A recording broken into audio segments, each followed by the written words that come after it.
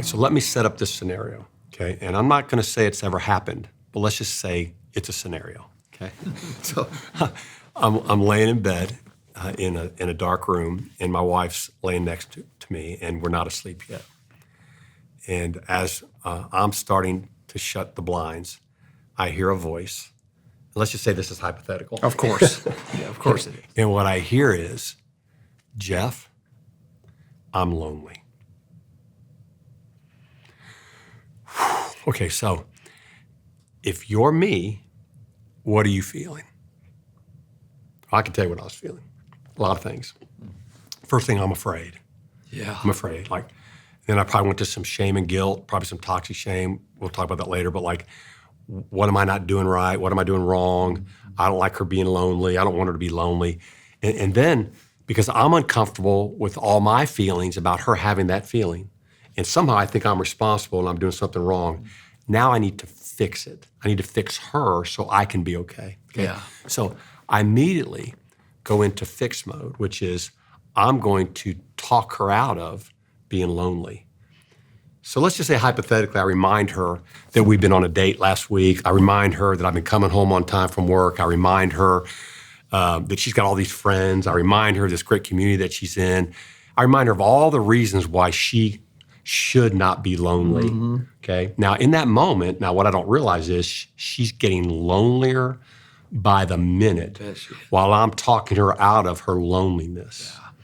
Okay, now, what I don't know at the time is she could be lonely about a lot of things. We're going to talk about this. She could be lonely for me, which may have been true, which, by the way, may have been true because she was getting more of me than she ever has, and she just wants more. Sure. Okay? She may be lonely in a relationship with God. She may be lonely in some relationship with her friends.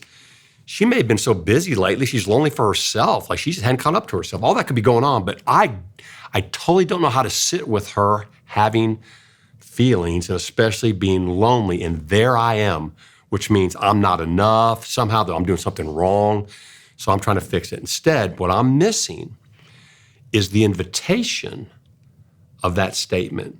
When Brenda said to me, Jeff, I'm lonely, she was inviting me to see her, okay? So we're gonna talk about loneliness.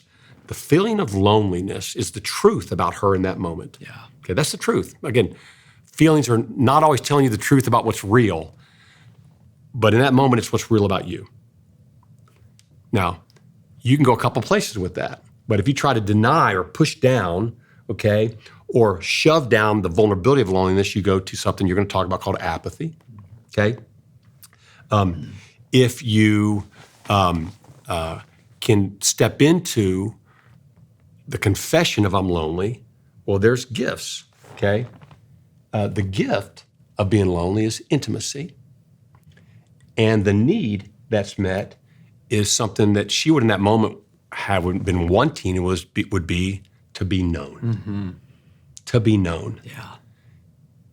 Talk about that, Phil. Yeah. Loneliness is, Jeff, it's so common these days. We even have a phrase, really, especially coming out of the pandemic in 2020, really more than that too, called the loneliness epidemic. Yeah. Sociologists and even the Surgeon General, U.S. Surgeon General, says loneliness is now an epidemic and has even recommended that physicians screen for loneliness when they're doing a physical exam. So it's a real thing and can sometimes be overlooked. And loneliness really, Jeff, has to do with what your wife may have, of course, hypothetically been saying to you. Is that loneliness is an outcome in some ways. Loneliness is an outcome of having all these feelings about life and no one to do it with. Even if someone's lying beside you in bed, or if you're in a room of 100 people, or you're sitting across from someone having a cup of coffee or a meal. We often, most humans, I think all humans have had the experience of, man, I can be in a room of 100 people and I feel lonely. And that's what's happening. Is loneliness is I'm having these feelings, I'm in this human life, and I don't have anyone to do it with, and I really wish I did. So when we pay attention to that loneliness, the outcome of that, naming it, investigating it, expressing it, stating it out loud, so we move toward this gift called intimacy. There's a movie that came out several years ago with Tom Hanks called Castaway. And you would think that this man's external environment, it was perfect. He was on a tropical island. The temperature was always perfect. No traffic jams, no boss, no demands, no deadlines. Life externally was perfect. And he risked life and limb in this movie to get back home to Memphis, Tennessee from a tropical island, not because a tropical island is not a fun place to be with no hassles, but because the people he loved were in Memphis and he risked life and limb to do that. And as a matter of fact, he had a companion. Now we know that was a volleyball that had a name called Wilson. And we went to that movie, and as we watched that movie, we didn't think he was psychotic. We didn't think he was crazy. We didn't think, oh, well, that's ridiculous to have a relationship with a volleyball. Because we were able to imagine as humans, what if I were on an island and I had no one to share my life with? And I've had all these feelings about life and no one's there to do it with. I would totally invent a person with a volleyball named Wilson. And so he was seeking that intimacy, and then this need that God uncovered was a need to be known, needed to be deeply known. Another movie, August Rush, even further back than Castaway, there's a character called the Wizard, played by Robin Williams, and this orphan boy, a literal orphan, the wizard renames him August Rush, and he said, August, what do you want to be more than anything in the world? And the little boy's response was, found. I want to be found. He was talking about how lonely he was for his parents in this case, but loneliness is, I've got this life going on in here and I've got no one to do it with. I want to be known. What's profound is, even if you go back to Genesis, when God made the man, Yeah. and this man is walking in a garden where everything in life was like Castaway. Like, oh, it was better than that. Yeah. It wasn't a desert island. It was a lush garden where everything worked. And by the way, and the man had this great relationship with God.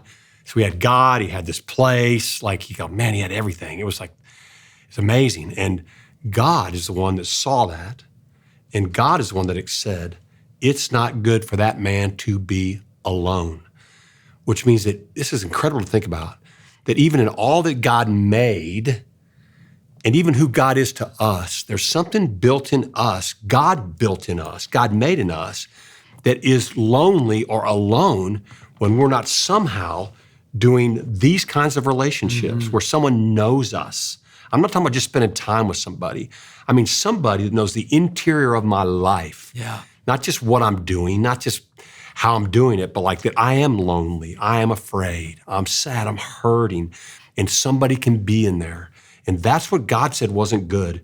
And that's what God put Adam to sleep with, to bring Eve to that man so he wouldn't have to do that alone. And you look at everything that God creates, whether it's a marriage, later he creates the church, different things that God does. He's always bringing us into the meeting of our greatest needs, which are going to be relational. Relational with him. This is eternal life. Not a length of life, which it is, but a kind of life that you may what? Know, be known by me, and me know you. That's right. And each other. So that's profound. And everything in us is going to create volleyballs if there's not the real thing. That's right. That's right. We're going to create Wilson. Hey, talk about apathy for a second. So apathy, if we don't recognize our loneliness and really pay attention to it and move toward this intimacy, this intimacy, as a phrase that's been coined by many, if we don't do that, we don't get that need met to be known, it does harden into this condition called apathy. Apathy really is a word that can be defined by its Latin roots. The prefix "a" means without, and we get our idea of pathos or pain from the root word with apathy. And so, apathy is simply saying, you know what? My level of loneliness has reached a place I'm not willing to deal with it, and I just don't care. I'm just not going to go through the pain of being in relationship. And if you talk to any therapist in the world to say, would you rather have someone in your office, let's just say a couple in your office that are highly conflicted and they're argumentative with each other and they don't like one another, would you rather have that couple or a couple who's in utter apathy? Every therapist out there says, oh, please give me the highly conflicted couple. Yeah. Because the couple that is living in apathy, they are become unreachable because I'm not going to deal with the pain of reaching for you in my loneliness or receiving when you reach for me because it's just too painful, so I quit. Oh gosh, I've told so many people, look, if she's still hurt by you, you still got a chance because that means you still matter enough for her to be hurt by you. Yes, that's right. Whatever it is. But when she goes to apathy, she's close to done. That's right. I've told the guys, I work with guys, so that's why I would say that. Oh my gosh. That's really true. And so we can't really, we have a hard time tolerating as humans being with someone who is apathetic.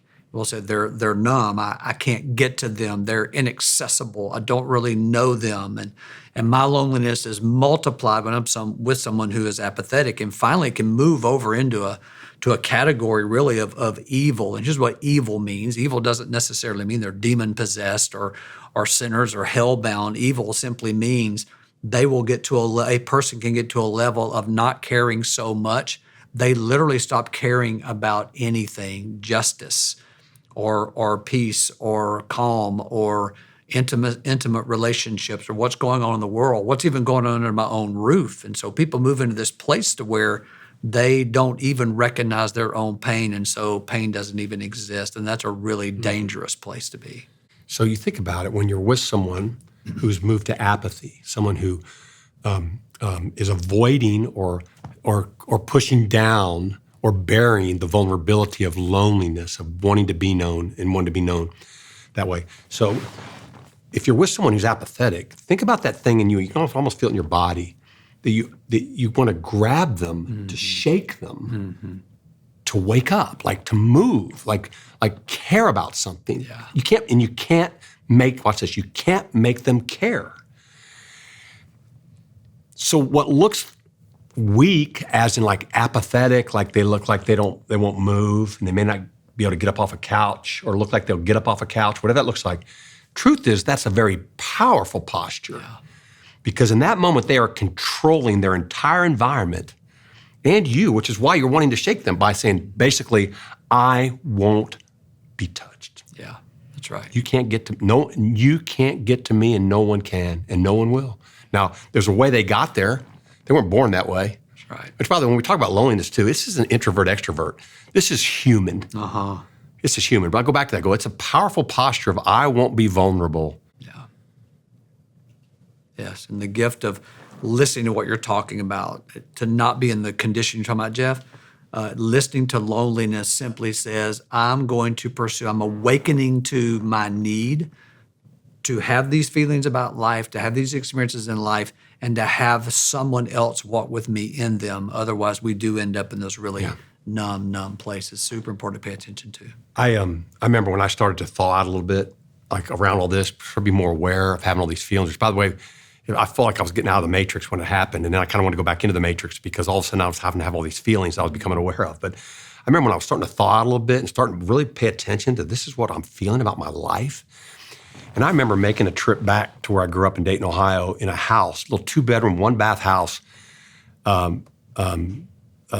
This little patch right here we're sitting in is the size of our living room. Actually, it's probably smaller than this. Us 6 kids, my mom packed in that thing, trying to share that bathroom. I think the kitchen was even smaller than this.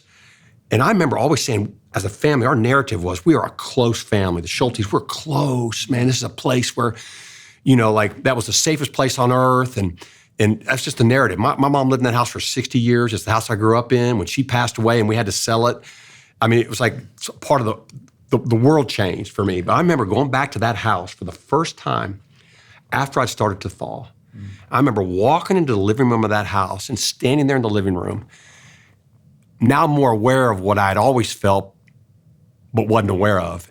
And I stood there for a second and I was like, what am I feeling? What is this? And it stunned me that I felt lonely, standing in my house. And then it hit me. I thought, we were close. We're jammed in there like sardines in a can.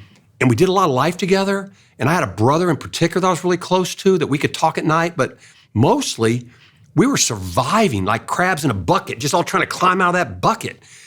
And we're just a bunch of survivors. We loved each other, I think. And I know we loved each other. But I never felt like I could talk about how sad I was what was happening in my life, how hurt I was that my dad left, how wrong it was that he abandoned us, the sadness of that, the loneliness of that, the shame I felt about it, the hurt over what it meant, the fear I had about not being equipped to do things I want to do, and all these things I had feelings of, and I couldn't bring them there. And that's why I was so lonely in that house. And it just hit me. Now I was grateful I felt it, but also kind of sad that that's what it really was. Yeah. It was lonely, Phil. Yeah, for sure. And the beautiful thing, even your passion telling that story is so instructive for all of us, for us to pay attention to. If you notice, you're just like running through like I feel it. electricity. So we feel that loneliness. It propels us toward like, this is a place where I did not have deep connection and attachment, and I'm going to go find I'm gonna deep find it. connection and attachment. And part of my story, I went and found it anywhere I could find it. Yeah. Through performance, through, all kind of things. Yeah. Some better than others. Some got me in trouble later. Some helped me succeed later. But it was all an attempt to try to not be alone. And the beautiful piece of the redemption of that, Jeff, this is a really great place to end. Yeah. Think about how when you left that house the first time, you pursued connection of some kind, and then you said, I began to thaw. That's so important. Internally, I began to heat up and awaken to loneliness. And when you left that house that time, you sought relationship with friends, with God, with your family, with people that matter to you. And that the different ways you left that house is a perfect illustration of how loneliness is meant to be done in life in a healthy manner.